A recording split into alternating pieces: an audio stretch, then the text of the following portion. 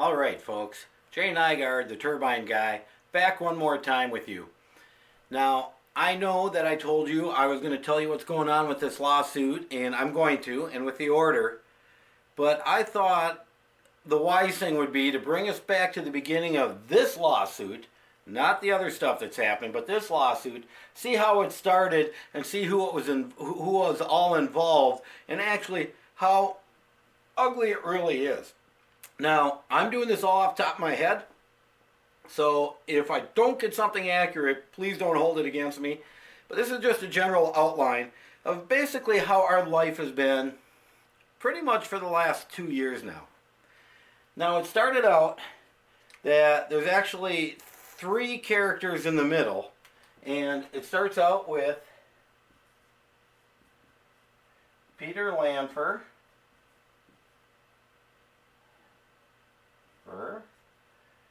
Penny Rogers,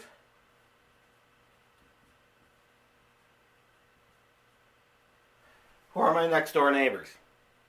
Now, what I'm giving you is all public information. So it's not like I'm exposing something that people can't easily get a hold of. I want to make that perfectly clear. I'm not here to threaten anybody. I'm not here to do any of that. I'm merely outlining what's happened. Now, these people are the plaintiffs. But there's a third character that goes along with them, and his name is Dennis Walsh.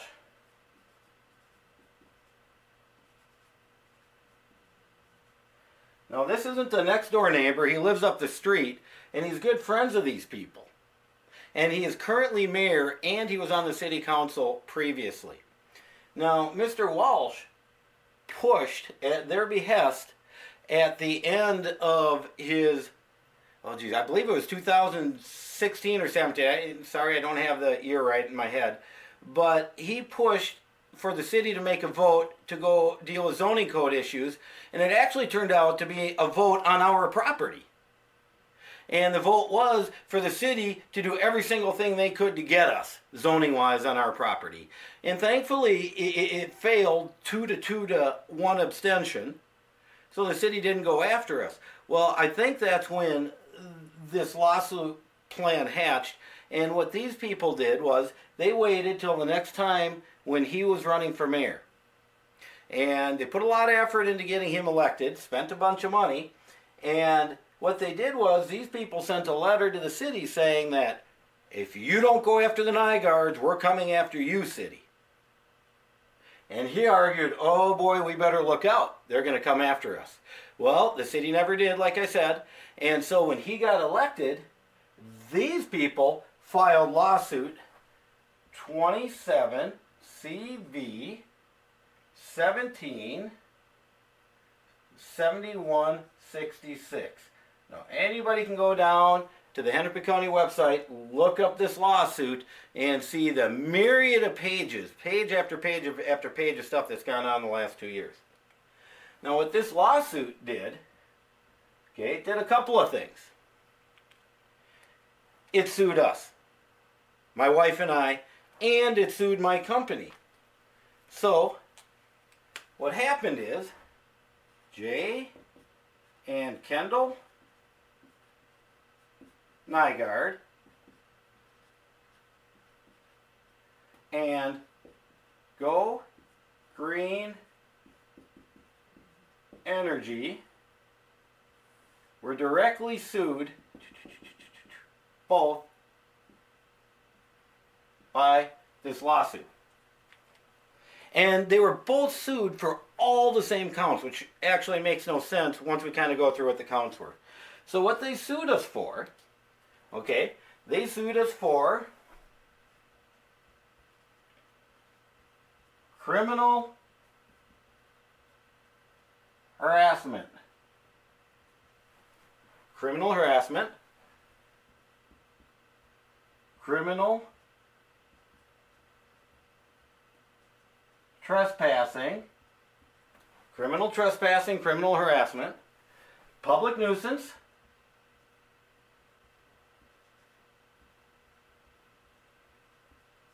okay, they also sued us for private nuisance,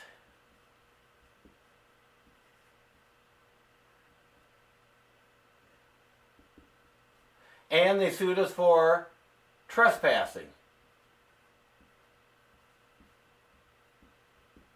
Civil type.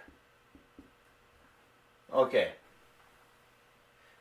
Now, see, that's what's interesting. We have all of these charges, and they're still all leveled against Go Green Energy.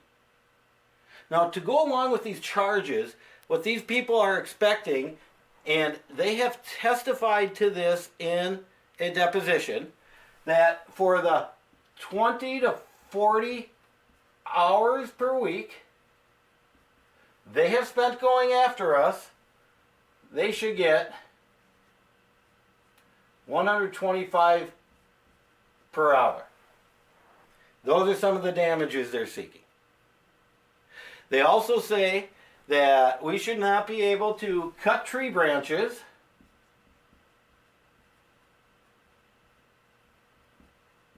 till they're 3 feet over the line.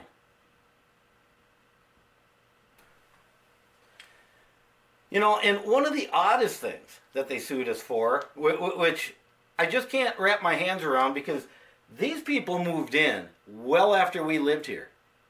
These people moved in well after the object that I'm about to talk about was placed, and it was approved by the city council shortly before they moved in a resolution for the structural coverage of the property.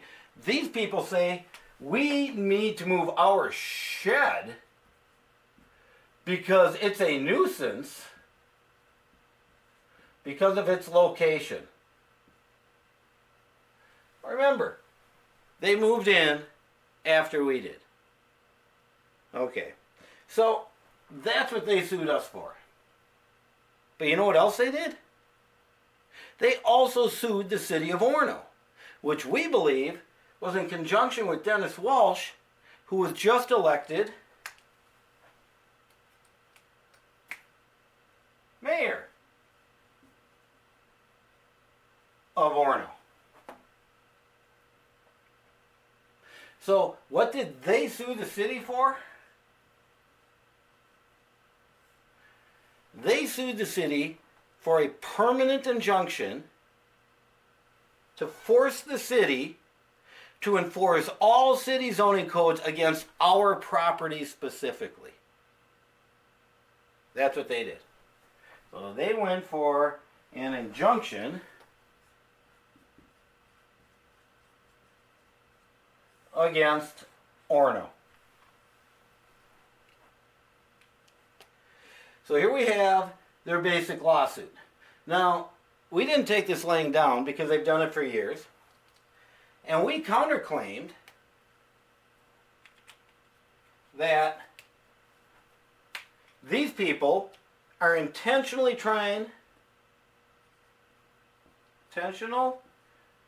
emotional distress, that they're intentionally trying to inflict emotional distress, and other claims to go along with the emotional distress. But we didn't just claim it there. We said these three people are working in concert. And the reason we said that is because we have proof they are. For instance, Mr. Walsh was allowed to enter their property on numerous occasions to call the police on us for potential zoning code issues. And we have police recordings, we have emails, we have other things that tie these people together. In fact, Mr. Walsh ran on, if we've got a post from these people on his page, that part of his platform was to go after us. That the zoning code issues on specific properties. And we believe that that's what he was talking about. So we did that. We also went for, at the same time, we also went for claims against Orono for violating our rights.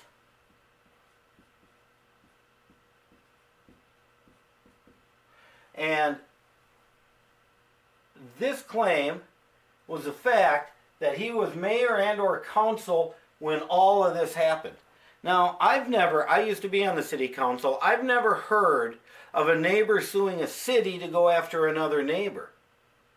And actually, to me, that's quite offensive because if we allow that to happen, then rich people win. Okay, there's my little commentary, but that's what happened here. Now, the interesting thing is, the city of Orono has a defense that's called discretion. And the city of Orono has discretion to pursue whatever zoning code violations that they choose are worth pursuing. It's not up to residents. That discretion lies within the government. So they have discretion.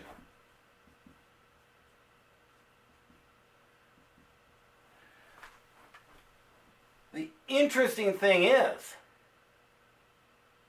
Orono won on this argument. Boom. And this claim was dismissed. Out the door. So you think Orono's out. That's not what happened. Orono waited 18 months. 18 months before they filed this and had the hearing and did it. What did they do in the meantime? City of Orono sued my wife and I and my company, Go Green Energy, for zoning code violations.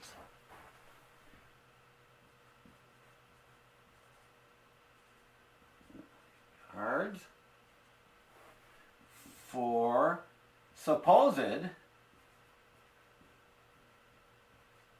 violations. Now, I'm going to go into a lot of this stuff with you people in another video, because there's real interesting things like half of their lawsuit is for stuff that doesn't exist or is temporary. Things like that, and we're going to go into that. But right now, we're just talking about how the lawsuit goes. So they sued the Nygaards for supposed violations.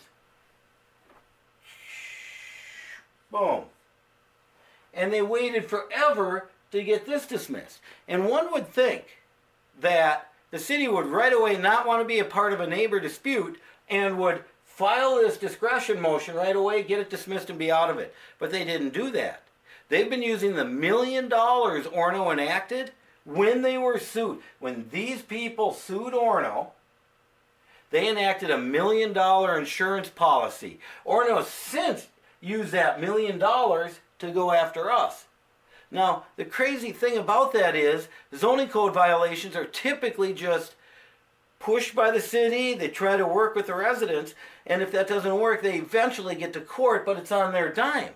They don't have a $1 million policy to do it, and that's part of what holds the cities in check from going after people.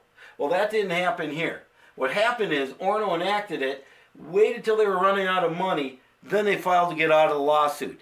And the interesting thing is, the judge basically decided that whatever Orono wanted, Orono gets, because that's what they got. There's a whole nother video, we'll get to that. So anyways, that's kind of how that played out. In the meantime, my wife and I challenged the criminal harassment, the criminal trespassing, the public nuisance, is all being something neighbors can't do against each other. You cannot file criminal charges against your neighbors. I mean, I wish I could, because then, I would be able to protect myself. And unfortunately, these people and their lawyer, 30-year lawyer, who thought that they could file criminal charges. And what really is crazy about this, right here, criminal harassment against my wife, who barely ever talked to these people for the however many years they lived there. She never once said a rude thing to them. She's not rude to anybody. How the heck are they filing criminal harassment charges against us? Well, we moved, and here's the sad part. This cost us a lot of money. We moved, this was dismissed, this was dismissed, this was dismissed. All of those were dismissed because the people can't file charges on behalf of the public. And that's what they did to us. And the crazy thing is that the courts acted like this is normal. The judges we were in front of treated it like they see this every day. And you know doggone well they don't, because criminal charges have to be filed by the state. That's how the state of Minnesota works. Neighbors don't get to do this. So, what do we have left now? We have left private nuisance and trespassing. Well, these little de minimis things, which I'm going to make videos about, or I have, are almost nothing. Most of their lawsuits been gutted. Most of it's gone. They were dismissed from what they did with Orono. That's gone too. So here we are now. My wife and I, by the way, there were several times that we tried to deal with our emotional distress and civil rights violations, and the judge struck us down every time in that he refused to allow us to collect evidence. He shut it down at the behest of the city and refused to allow us to proceed forward. But as far as the emotional distress goes, right here, the courts kicked him out early, saying they saw no link, even though we put links together and we showed what happened. And then they ended up dismissing it against these people, even though my wife and I presented tons of evidence from therapists, from her, from other people, as to the emotional distress they have caused. Now, unfortunately, and I don't like to always disclose this, I've been forced into it, but I suffer from PTSD at this point. And these people know it. And they've known it for a long time. And we've disclosed that, and we put it all out there, and the judge just says, you know what? Veterans of the military in Minnesota with PTSD have no protection from their neighbors against frivolous lawsuits. So all of this got dismissed on us, and what's coming up next, which I will keep everybody appraised of, is the trial on these two issues. Well, there's a couple last things to touch on before we go away today, and part of it is that no matter how hard we've tried to bring our civil rights claims in, the 1983 claims, the judges have shut us down and shut us down from gathering evidence. And it's almost like they aren't interested even hearing about it, which is quite frustrating to us. And the super duper thing frustrating to me is how my company, Go Green Energy, has been dragged into this. This is our private property. We explained to the judge and asked for him to dismiss any claims against Go Green Energy because the neighbors, Lanford and Rogers, supplied absolutely no proof. Like, no proof, no evidence. They just threw it in the lawsuit that Go Green Energy had anything to do on our private property, and the judge ruled against Go Green Energy. So now, Go Green Energy has an outstanding judgment against it, even though it never had anything to do with what's going on here. Quite frustrating. Now, we are going to appeal all of this. We have to wait until we win this trial, which we're quite confident about, but then we're going to appeal it all, because what's been ruled against us or ignored are statute of limitations, grandfathering clauses, res judicata, which res judicata is the civil version of double jeopardy, and a few more arguments. They were all completely blown over, and the judge actually even ruled that the Nygaards don't get to have affirmative defenses, and used some sort of Wisconsin law to try to say we don't. We'll get into that later, but anyways, here's where we are. We have all this going on now, and we're going to be in front of a jury for just these two things, because the rest of this junk was kicked. Because it was junk. I mean, you can't sue your neighbors criminally. And the fact that they tried to sue my wife for harassment's just, like, sick in the head. I don't know how else to put it from my perspective. Anyways, once this is done, we'll be going back to correct all of this, and hopefully the Minnesota Court of Appeals will care about the different statutes and laws, which it seems don't get to apply to us. Anyways, I seem to think that once we get in front of a jury, of our peers, whether it be 6, 8, 12, however many, that they're going to agree that this has all been a bunch of trivial nonsense, and the Nygaards should just be left alone to live their own life.